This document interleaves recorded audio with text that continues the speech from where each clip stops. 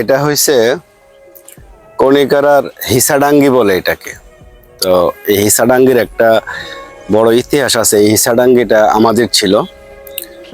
আমার চার দাদা এটা একজন ব্রিটিশ হিন্দু জমিদার অতুল প্রসাদ সেন, তার কাছ থেকে এটা আমরা মামলা পেয়ে আমরা এটা নিয়ে আসছিলাম, কিন্তু কালের বিবর্তনে আমরা এটা রাখতে পারি নাই।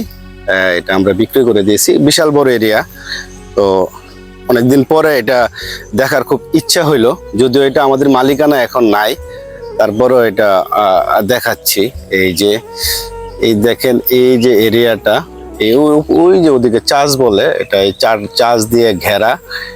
এই যে এই চাষ দিয়ে ঘেরা ওই পর্যন্ত দিয়া, এই যে বাউন্ডারি, ওই যে বাউন্ডারি, এই বাউন্ডারি, এই পুরো এরিয়াটা একটা ইতিহাসময় একটা হিসাডাঙ্গি নামে ছিল। এটাতে প্রচুর পরিমাণে মাছ হয়, প্রচুর পরিমাণে। এটাকে কি করতে হয় আপনার, আগে যেটা আমরা ছোট সময় দেখতাম, অর্ধেকটা পানি মানে মেশিন দিয়ে ফালানোর পরেই মাছ এবং পানি সমান সমান হয়ে যেত। তো এখন মাছ নাই, এখন তো পানি আসে না। তো তারপরেও অনেক মাছ পড়ে। প্রতি বছর 4-5 লাখ টাকার মাছ এটাতে আসে। তো এটা আমরা বিক্রি করে দিছি।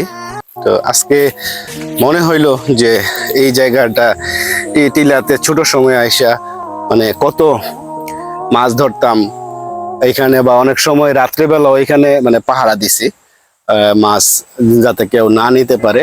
তো এরিয়াটা আছে এখন, এরিয়াটা আছে, কিন্তু এই যে জায়গাটা আমাদের কাছে নাই এখন, এটা আমরা বিক্রি করে দিছি। আসলে শখের জিনিস থাকে না। আজকে এটা দেখতে খুব ইচ্ছা করলো অনেক বছর পরে, এই জন্য দেখতে আসলাম।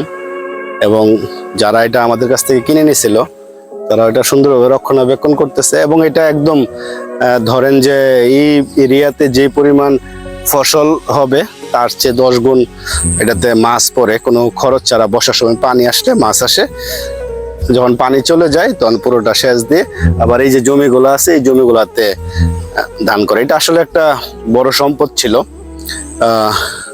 এই সম্পত্তিটা আমরা রাখতে পারি নাই। তো এটাই আজকে দেখার জন্য আসলাম।